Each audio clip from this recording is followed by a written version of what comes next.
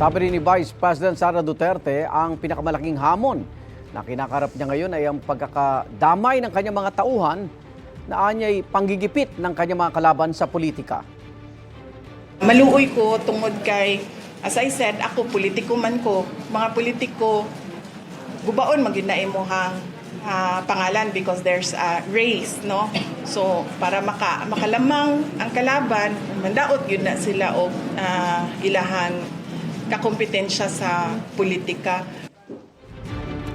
Nakadetain na sa House Detention Center si OBP Chief of Staff, Attorney Zuleika Lopez, matapos siyang isight in contempt ng House Committee dahil ito sa sulat niya sa Commission on Audit nang wag daw sundin ang sabina ng Kamara para sa mga audit report nito tungkol sa confidential funds.